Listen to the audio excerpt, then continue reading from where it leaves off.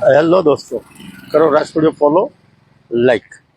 હાલ આપણી સાથે છે આમ આદમી પાર્ટીના ઉમેદવાર દિનેશભાઈ રામાણી, કે જે ગુજરાતમાં જેનું લોક પ્રતિનિધિત્વ અને લોકચાહના વધી રહી છે. અને હાલ વડિયા ખાતે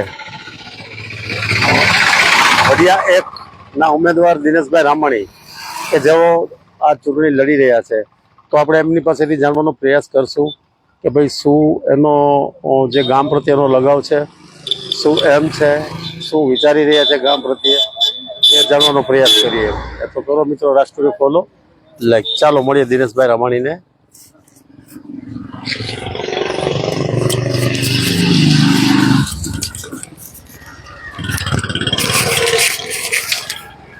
નમસ્કાર દિનેશભાઈ. નમસ્કાર. આપ આમ આદમી પાર્ટી પક્ષ તરફથી વડિયા વિસ્તાર એકમાં લડી રહ્યા છો, શું કહેશો? આજે આ વિસ્તારમાં લડવાનો એવો એ માટે વિચાર આવ્યો કે લોકોને જે પાયાની જરૂરિયાત છે, કે શિક્ષણ છે, સફાઈ, લાઇટ, રસ્તા, જે કાંઈ ટૂંકમાં પાયાની જરૂરિયાત છે, એ લોકોની જરૂરિયાત પૂરી કરવા માટે મને એવું થયું કે આપણે આ કરીએ. જે છેલ્લા 10 વર્ષથી એક જ શાસન હોય અને એ લોકો જો એ સુવિધા પૂરી ન પાડતા હોય, લોકો ત્રાહિમામ પોકારી ગયા હોય, એ માટે મને આ વિચાર આવ્યો કે આપણે આવું કરીએ અને આમ આદમી પાર્ટીમાં જોડાવું. એ માટે હું આમ આદમી પાર્ટીનો ખેસ પહેર્યો છે. મેં તો શું કહેશો મતદારોને આપણે મત આપવા માટે?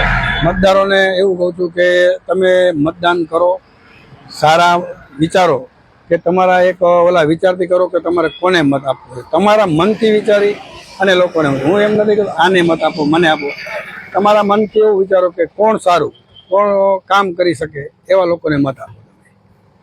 ગોપાલભાઈ વિસાવદરથી જેમત ઉઠાવી રહ્યા છે, દોડાદોડી કરી રહ્યા છે, એની પ્રોગ્રેસ જોઈને તમને પ્રેરણા થઈ? હા, એ પણ એવું છે કે ગોપાલભાઈ જે ગતિએથી દોડે છે, એ લોકો કામ કરવાની એનામાં જે ઓલી છે એ જોઈ અને આપણને એવું થયું કે આપણે પણ આવું કંઈક કરીએ એમ. સમાજને કંઈક નવા રાહ ઉપર લઈ જાય.